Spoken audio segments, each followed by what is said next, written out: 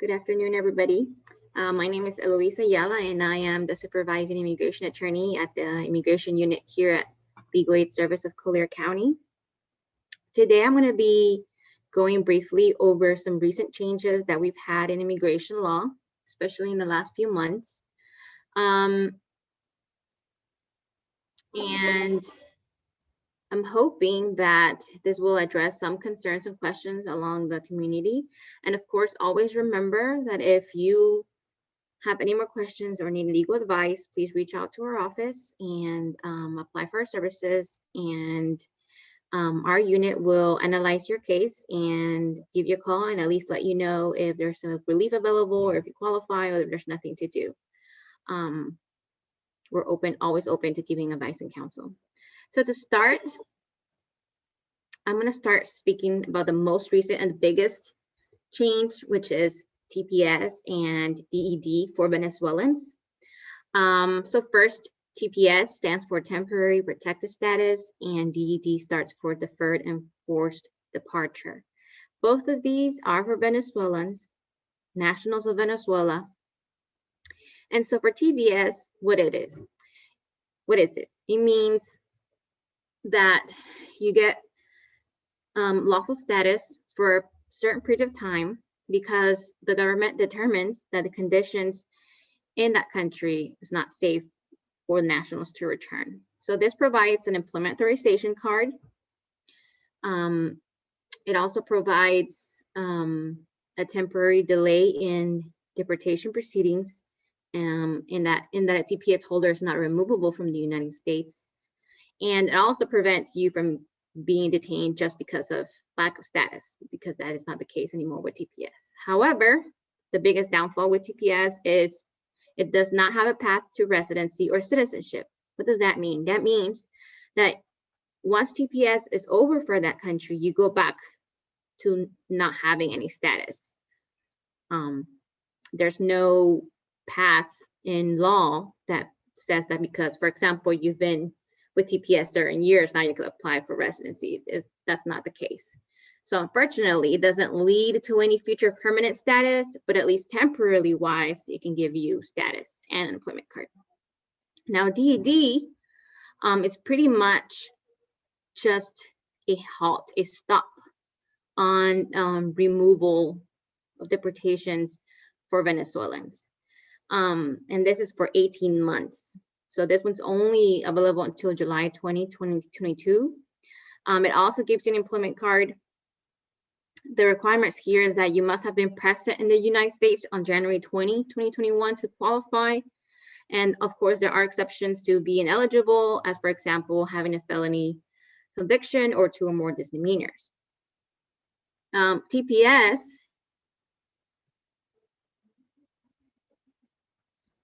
I'm going to go more into TPS. In order to be eligible for TPS or Venezuela, you must have been present in the United States on March 8, 2021. You must be a citizen national of Venezuela. You must have continuously resided in the United States since March 9, 2021. And you must register for TPS by September 5th, 2021. And again, you would not be eligible if you have a felony conviction or 2 or more misdemeanors. Obviously, there are other exceptions to everything, so including this one. So my advice is to reach out and consult with an attorney or apply for our services so that we may help you to determine if there are other obstacles or bars in you being eligible. So most of the questions that we've been seeing is, well, which one should I do? DED, Deferred Enforced Departure, or Temporary Protected Status. So the biggest thing with both of them is that none of those lead to residency or citizenship. So in that sense, they're very similar. They both give you an employment card authorization. So they're also similar in that sense. The biggest difference here is that based on history, TPS is most likely to be extended and it could last a few more years, for example, as in the case for TPS Haiti, whereas we expect for Deferred Enforced Departure to end on July 2022. and we do not expect an extension of it, seeing as TPS is available. So in this regards, we advise most of our clients to choose TPS over DED.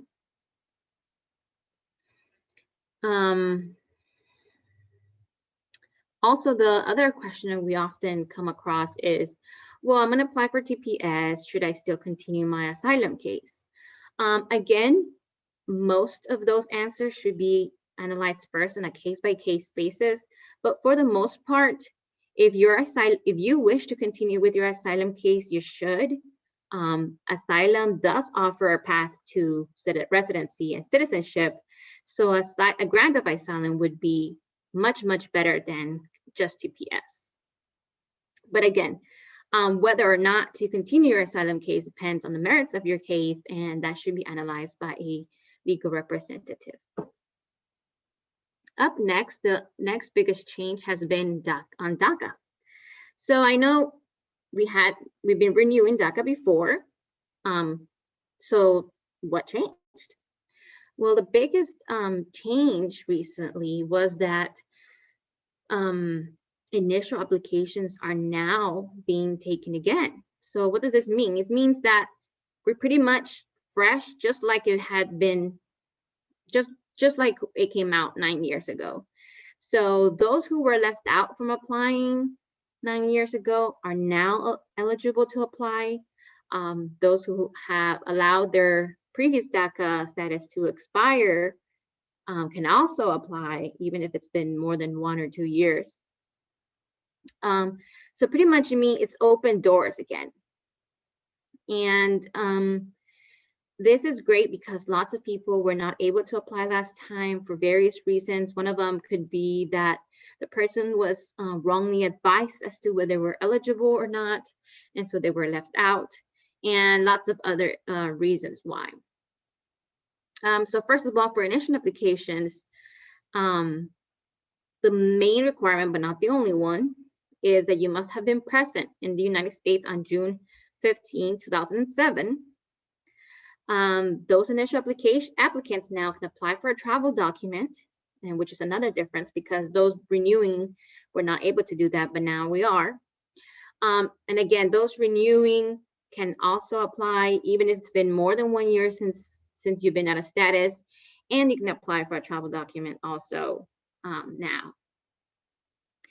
I'm not going to dwell too much into the other requirements, but know that if you were here in the United States before June 15, 2007, it is most definitely worth for you to get for you to see a legal representative to see if you're eligible for DACA.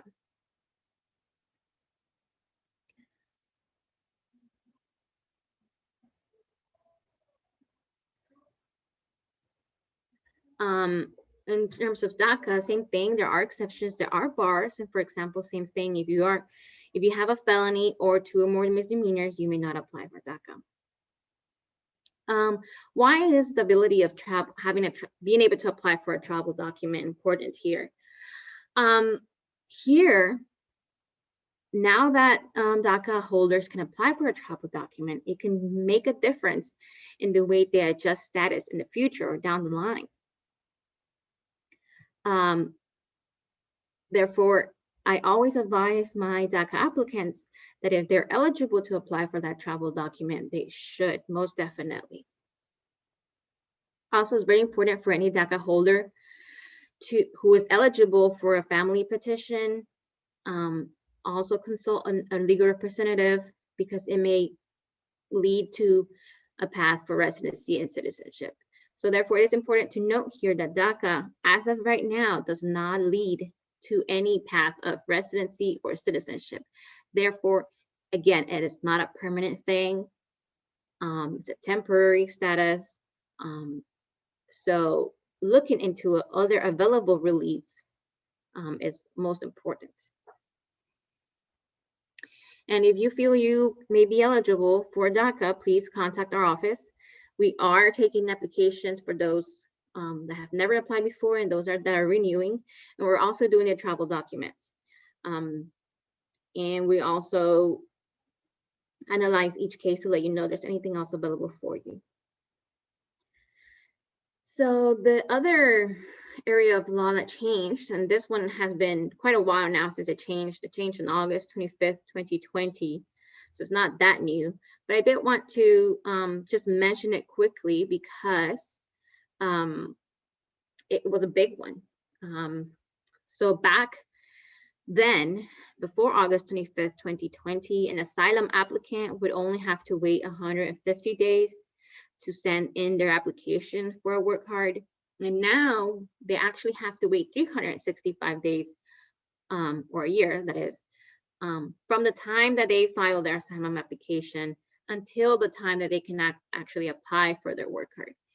So it is a big change. On top of that, they also created lots of other obstacles and bars and loops that could make you ineligible for the work card even after the 1 year. So for those who have a pending asylum application and you wish to apply for a work card, it may not be so cut and dry. So again, my advice is to reach out to a legal representative, reach out to our office and apply for services, and we will be able to tell you if you apply, if you're eligible, and if you are, we will help you apply for that too. Moving on, one of the biggest and most exciting changes recently is regarding the public charge. So what happened to that? So for the last 2 years, everybody was pretty much scared of what the new public charge rule meant. Lots of members in the community were not doing their food stamps anymore. We're stopping Medicaid, even in those families that really needed those benefits. So now the public charge is officially gone. The latest public charge, that is. Doesn't mean it's completely gone. It just means that now we're back to the same policy we had before they tried to change it, and that's the 1999 policy. So the way that happened here is that the Supreme Court of the United States sent back the case, and then the government pretty much said, well, we're not going to keep fighting it. So it's gone, and that's great. Now, there were lots of people, I'm sure, and we did have clients ourselves too, where under the public charge they were trying to pass, they would not have been qualified to adjust status because public charge would have made it a bar. So if you were one of those persons that was advised that because of the public charge, you could not qualify for the immigration benefit you were seeking, my advice is go back to your attorney or come back to our office, apply for a new service, and we will reanalyze your case now based on the change. So this is very important.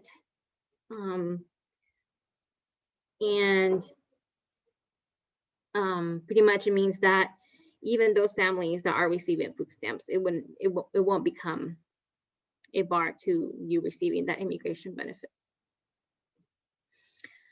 The next update is regarding the Miami Immigration Court. This is where most of Collier County's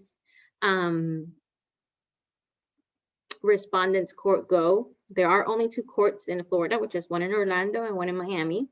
And for our offices in our community, most of them go to Miami Immigration Court. So I felt it was important to fill you in a little bit about what's going on there. And again, before I say anything, each court has a different policy. So even though this one may be running this way, another one may be running differently. So please check the EOIR website first, or check with your attorney before you go on to your hearing. So at this moment, all master hearings through the month of May have been postponed. Individual hearings are happening, but very slowly. The staff at the court are taking turns, and so they're not happening as often as before, but they are happening, the individual hearings only. And again, the big difference is a master hearing is your preliminary, say, like an update hearing to let the court know what's going on and where you're at. An individual hearing is your actual on the merits hearing, or if it helps you understand it like a trial. So those are the difference in master hearings and individual hearings. The best advice here I can give you is to call the 1-800 number and check on your hearing that way. All you need is to have your A number, and you can find your A number in any immigration document that you have. And you should press 1 for English and 2 for Spanish, and it'll say, you know, for your next hearing, press 1, for blah, blah, blah, press 2, and it'll tell you your next hearing is on blah, blah, blah. So that's the best way to keep track of when your next hearing is. Also, there are new rules happening within the Department of Justice in terms of immigration court, and this will create some issues down the line. Practitioners, legal representatives are working closely with the court to see how everything's going to come out. The court is actually open to the public, but you have to show a reason why you're there for them to let you in.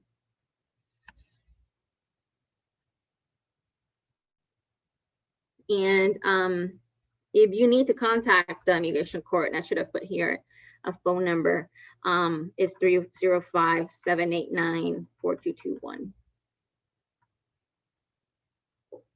Moving on now to the detention centers. It is important that our community know that there's currently in place a policy where ICE must review the ability to keep someone detained if they are subject to certain medical conditions. For example, high blood pressure, diabetes, being pregnant, or above the age 55. So in this case, if that person that is detained right now qualifies because they have one of these medical conditions, ICE must review their right to keep you detained. So if you know someone who is currently detained and has a medical condition, please reach out to our office to see if we can help. We do work with those who are detained.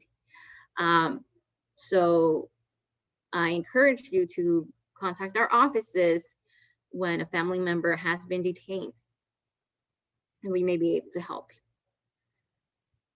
Okay, and last but not least, everything else is just rumors for now. And I say this because the news and channels like Univision and Telemundo and all those kind of newscasts sometimes say things that are not true. And so recently, the most common rumor is, well, now DACA holds TPS and everybody's going to have papers now. Everybody's going to have legal status. And that's not true. Such law, such immigration reform has not come through yet. There are rumors that they're working on it, but at this time, none of that has happened. So please do not be fooled with an attorney or notario or somebody else promising you legal status because of the new law that President Biden passed. That's not the case. I assure you that once such a thing happens, if it does, we will definitely make an announcement, and we'll be definitely letting the community know that's such a case. But at this moment, no, they're not handing out legal status to everyone.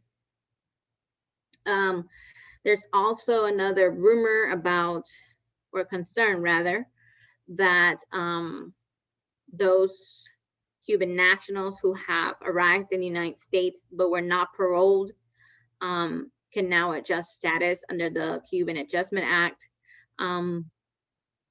Under the law, technically, it said, the wording on it said whether if they had been parole inspected or admitted, you can apply for the adjustment after the 1 year and 1 day. Again, this is only for Cuban nationals. And recently there was a decision at the Miami Immigration Court where it determined that even if they weren't paroled, they would be eligible to apply. Right now there's current litigation going on. So right now, it's not for sure. It's not a law, it's not a rule. So please, again, be wary of these news and these rumors. And again, always consult with your legal representative or with an attorney first before you do anything to see if you are eligible or not. And always remember, you don't have to just, follow one attorney. If you're not satisfied with one attorney's advice, you can always go and consult with a second attorney. And it's important that you check again whether the attorney has their bar license, their diplomas, whether if the person telling you is an attorney is very important, because they may tell you that they're an attorney, but in fact they're just a notary. So it's very important that you are following the advice of someone who is accredited to give you that advice. And again, you can always call our office, apply for our services, see if you're eligible, and an attorney can at least give you advice and counsel as to if you're eligible for any relief. And if you are eligible, we will definitely help you with that. As for today, that's it. These are the most recent changes so far, so it's like an update. And as more things happen, if they do, rest assured that we will be making announcements. Always check in at our Facebook page, and that's where we make our announcements, so you can keep up to date as to anything that comes out. And again, thank you for listening today. Bye-bye. Hey, Eloise, just real quick, Maria did submit a question. Are accredited representatives recommended to seek legal assistance from? So whether you can seek advice from a credit representative, if that's the question, yes. There are accredited representatives that are not necessarily attorneys. They are accredited by the Department of Justice. And they should be able to give you legal advice. They have limitations, but they are allowed to. I hope that answered the question. Perfect. That's the only question that we have for today. Thank you so much. Thank you.